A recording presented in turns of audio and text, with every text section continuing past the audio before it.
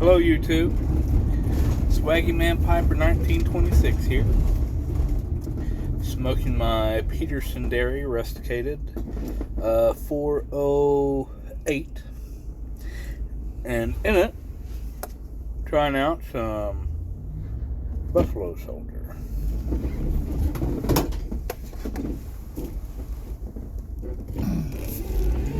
Not the normal road that I'd like to travel with you all on. I'm in town. Terrible place to be. But don't see myself being able to turn out a video tomorrow, and I wanted to get on here and wish everyone a Merry Christmas or a Happy Hanukkah or a Happy Kwanzaa, and if I'm missing anything, I'm sorry.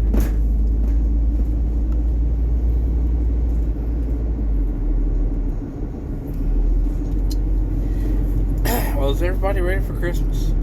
My God, I'm ready to get it over with. It's getting better since I'm getting closer. But earlier this week and last week, man alive, I was just like my heart was beating out of my chest. Because most like good men, I procrastinate to the very last minute in finishing my Christmas shopping. So you can guess what I'm going to try and do this evening and tomorrow.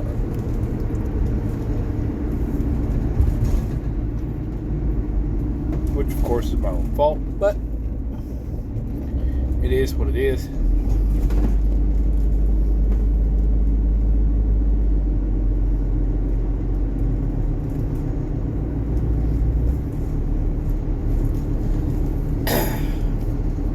Heard a pretty good, I call it a dad joke, but you can call it for what you want. It's, why isn't a tuba in country music? Give up? Just because they're heavy metal.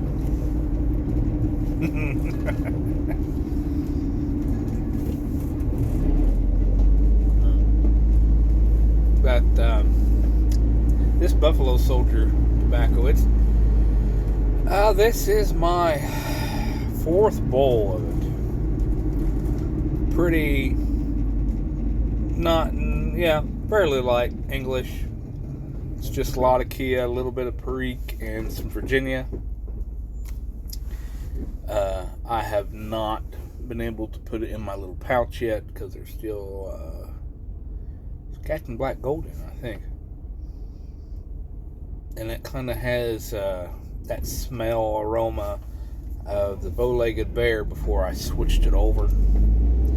So I'm going to take and switch it over as soon as I can and see if it changes.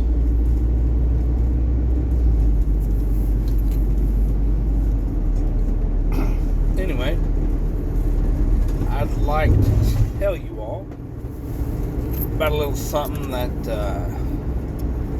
actually the Art for Collager shared it, but it's a channel on YouTube,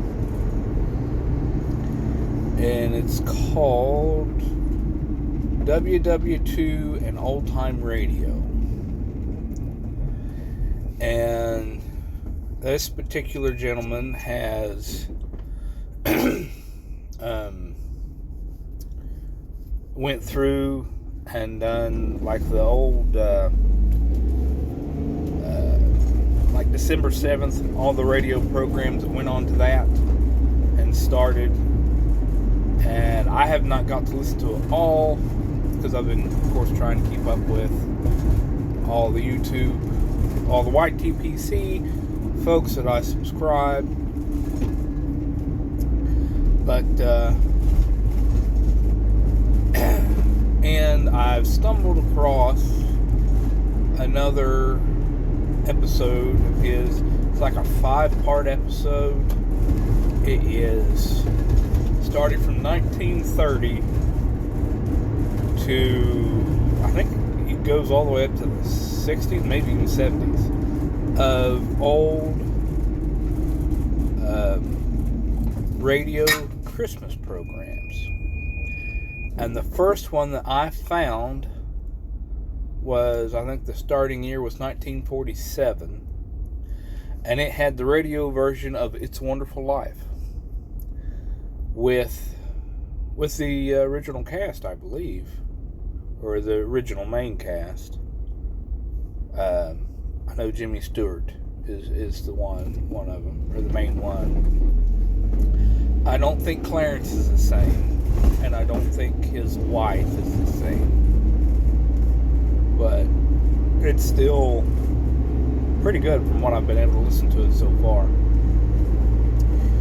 And I wanted to take and kind of share with you a kind of a little bit of a Christmas memory, because, you know, when you think about Christmas, everyone always refers to their childhood.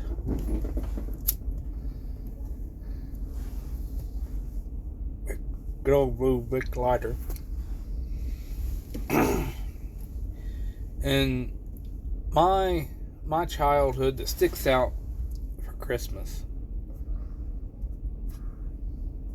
is not so much of what I got, but the process of me being able to just get out of bed. Now, when I was a boy, I had a bunk bed, and my older brother, he would go back and forth between our dad and his mom. So, you know, every other Christmas he was there. But my grandparents, my maternal grandparents, lived 5 minutes walking down the road. So they were normally there up to my teenage years for Christmas morning. But the way it would start, because I normally ended up sleeping through, or having to be woken up by my parents, and then getting the, oh, it's Christmas, wake up, and go to get out of bed, and, well, what are you doing? Like, I'm getting out of bed, man, I want to go see my presents. No, Mama and Papa aren't here yet. So they would call over, say, yes, he's awake, and I would have to wait to get out of bed. And then they would get in the house. All right, Mama and Papa are here yet? Can I get up? No, they don't have their coffee yet. So I'd have to wait for my dad to make coffee for Mama and Papa. I was like, hey, do y'all have your coffee? Yeah, they have their coffee, but they haven't sat down yet. They're not comfortable yet. Wait a minute. So you can imagine, as a 5, 6, 7-year-old, may as well have been beating my head off the bunk beds to just get down there. So, and then eventually my dad, who would, of course, all this time be playing it up, would say, okay, now you can get down. And, you know, eventually I got to get down and everything else. But that's my most memorable memory of Christmas.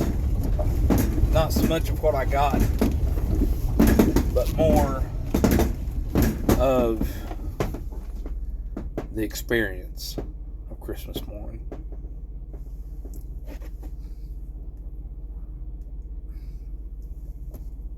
And I thought I'd share that with you all.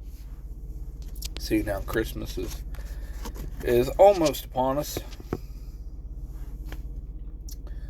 And actually, I'd like to hear or read whatever you all have, your memory, or, you know, we'll go with memory.